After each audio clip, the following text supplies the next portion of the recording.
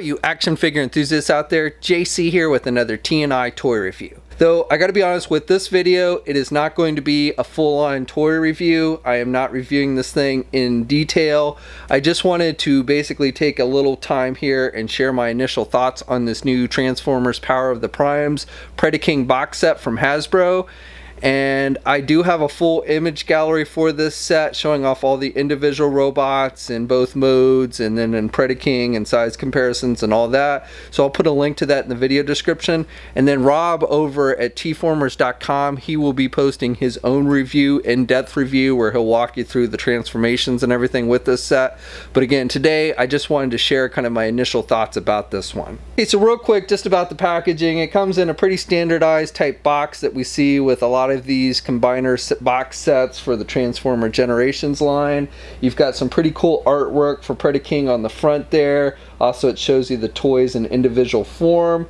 Now, with the artwork, I always kind of find it odd. A lot of times with these things, they actually change what they show on the artwork is different from the toy. So for instance, with Predaking here, you can see that his arm cannon is actually on his left arm, whereas with the actual toy, it's on the right arm. So I don't know why they switch it up like that. It's kind of weird. But otherwise, you know, it's pretty cool artwork. And then on the back, it just shows you the toy and everything. So, you know, like I said, we've seen this kind of packaging with previous sets before. So nothing too different in that regard. Now, included with this figure is a pretty cool little poster that they've added that features the same artwork that's on the front of the packaging. So if you want to hang it up or something, they've provided that. It's on a pretty sturdy card back, and then on the flip side of that, it shows you all the different little Power of the Prime Matrix guys. So this particular set includes Onyx, and he is actually, when you first take him out of the packaging, you're not going to see him right away. You have to kind of search for him. He's actually behind the face of Razorclaw, so essentially he's inside the Razorclaw figure. So just be wary of that when you're first taking it out of the package. Also is included with this is an instruction sheet and a sticker decal sheet, which I'm going to go in more into detail in just a few minutes. Okay, now here's Predaking outside the packaging. I've already combined him into his combiner form. Now this is made up of 5 different Predacons, and it is based on an original G1 toy, and the likeness is very good if you had the original G1 toy. I actually did not. I had started to kind of move away from Transformers by the time this one came out, so this is one of the few combiners that I did not get, at least one of the few original ones that I did not get, and I always kind of regretted not getting this one because it was actually probably one of the coolest ones that they did back in the day, just because he was so much bigger than the normal combiners back then. It really kind of made him unique. And he really wasn't ever featured that well in the cartoon. I think he appeared in maybe just 1 or 2 episodes, but really was never really predominantly featured in the cartoon, which was kind of disappointing. I think he was better portrayed in the comic books, the Predacons were. And he's made up, Predaking is made up of 5 different robots. So you get Dive Bomb, Headstrong, Rampage, Razorclaw, and Torox. And basically these guys are animals, various types of animals, like a bull and all that kind of thing.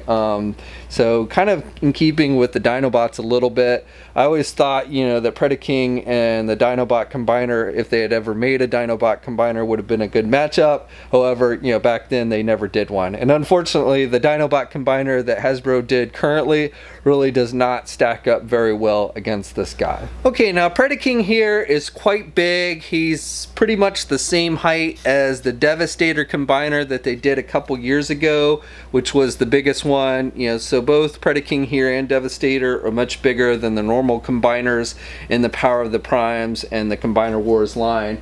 Now, the packaging says that Predaking here should stand over 18 inches tall, and that does not seem to be the case. He actually stands closer to about 17.5 inches if you count to the tip of his wings back here, which is the highest point on the figure. So it's not as quite as tall as they say in the box, but definitely he is very big and very sturdy. So here's a comparison of Predaking along with Devastator, and again you can see these two are about the same height. Now, I like this Predaking better than the Devastator because you can actually start to move this guy, Predaking, around a bit, and he doesn't just fall apart. You know, when you try and move the Devastator figure, this chest plate will fall off at a drop of a hat, and oftentimes the arm will come off here, on mine at least. So with this one, you can actually, you know, I won't say it's super sturdy, but it does not fall apart nearly as easy. You don't have pieces falling off on Predaking nearly as easy as you do with the Devastator figure, which is nice. And then here's a comparison with two other combiners, the Bruticus and the Menasor. These are more of the normal size combiners that Hasbro's been doing, and you can see how much bigger Predaking is next to those. Now, real quick, I just want to show you where you can find Onyx. So what you want to do is you just pull up the lion head here on Razor Claw, and then you'll see him inside here, and then you just want to pry him out with your fingers. So you can see when you pull him out, he looks like a Matrix, which is again the whole gimmick behind this Power of the Primes thing. And you can pop him out of that Matrix holder and then transform him into a robot. He's not very detailed, but you know, he does have arms. You can turn the head. See if I can get focused in, he's so small. But you know, limited articulation, you basically, the legs are attached at the bottom and you got the little arms, and again you can turn the head. He's got the back piece there, so you know, kind of cool. Reminds me of the mini cons they used to do. Okay, now as far as Predaking goes, I think they've done a pretty good job, especially, you know, if you were a fan of the original G1 toys. It's definitely, you know, meant to kind of be a tribute to that. So very bright colors with this one, with the yellows and the reds. There's not a lot of paint detail as far as wash effect or anything like that. But again, overall, I think they've done a good job. I like that they've given him weapons, decent sized weapons, which often with these combiners, they seem to fail to do. So with Predaking here, he has these two shoulder cannons, which you can elevate, and you can also kind of rotate a little bit. You can just remove them from the back, so you know, that's cool. You can also pull the barrels off. They kind of interconnect, so if you want short barrels, you could actually go with that look. But I like that they included that. And then he's got this side cannon that he has, and again, it's on his right arm, not his left, like you see in the box art. But I think I like that a lot as well. It's a good size. Again, you just plug it in, you can pull it off in two pieces, but it does stay together, so I haven't had any issues with it really coming apart that much. So I like that. Now in the individual robot modes, I have had a little bit of issue with some of them dropping their weapons, but overall, you know, I like that they've armed this guy up pretty good. He's got these two cannons here on his chest, so I like that as well. So just nice detailing. I like the lion head on his chest there. I think that looks good, and you can open or close the mouth if you want. So I like that. And then you've got the heads, so you've got the heads up here and here on the side, so you know, you got the head sticking out, and then down here on the legs. And with the head sculpts with the individual bots, you know, they don't seem too menacing, but at the same time, you know, that's how the original toys looked, so I don't have any complaint with that. Now when I look at Torox here, I see Ferdinand the Bull. I don't know why, that's what I see when I look at the head sculpt, but still, you know, I think it's very much in keeping with how the original toys look, so no real complaints in that regard. Okay, so I've been going on about all the things I like about this figure, and it is a nice figure overall. In fact, I would go as far as to say this is probably the nicest combiner that they have ever made. It's well constructed, it stays together better than the previous ones that I've had experience with, and it's a good size and all. However, there are a few things that I am not terribly fond of with this set, and the biggest being all the stickers that they require that you put on this thing. I think is ridiculous, and you know, you better be prepared to spend probably at least an hour, and that's if you're good at putting stickers on. May even take you a couple hours. And the biggest portion of stickers are these ones on the wings, so all this gold foil is actually all stickers that you have to apply. And the other thing that annoys me about these stickers is that they don't even seem to be very well made stickers. I've got a number of them that seem like are going to easily start peeling off very soon. So I don't know, the stickiness of them just doesn't seem to be super great either with them. but I really kind of, it annoys me that they have so many stickers on this thing.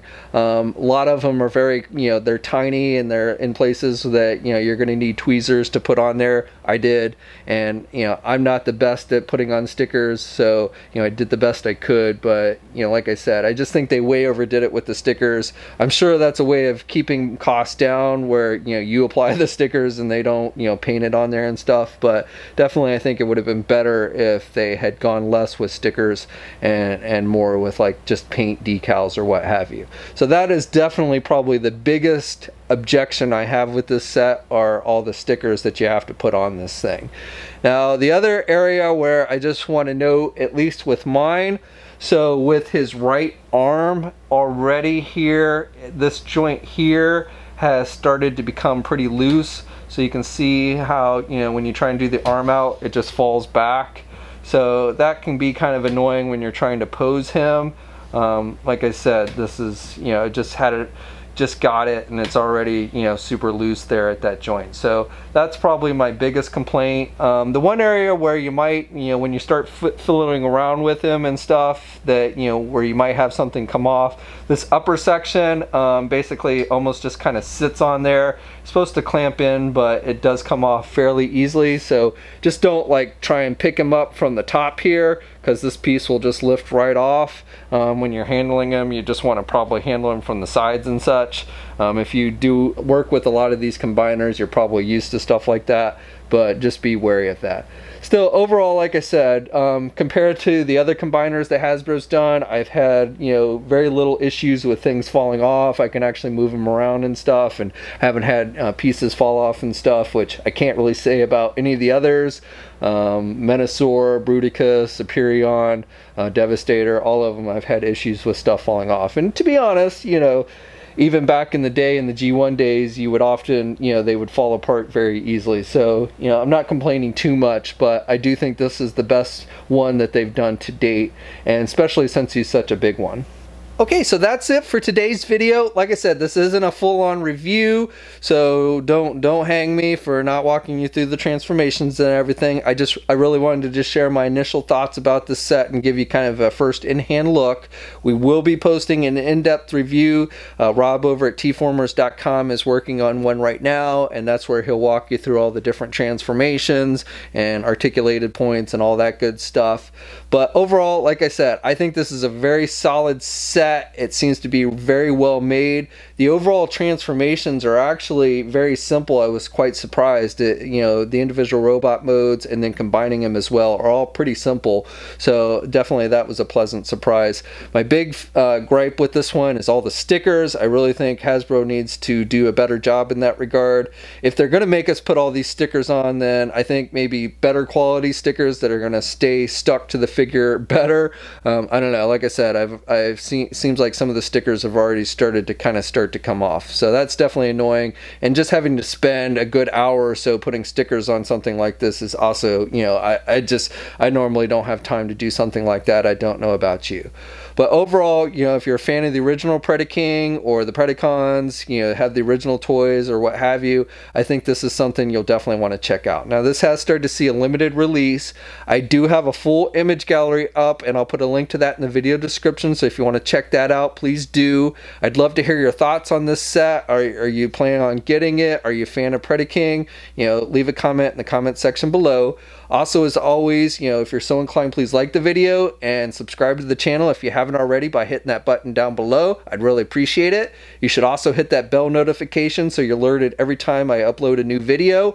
And of course, you can follow me on my Facebook, Twitter, Instagram, and Twitch accounts. I have links to all of those in the video description as well. And until next time, guys, I'll catch you later.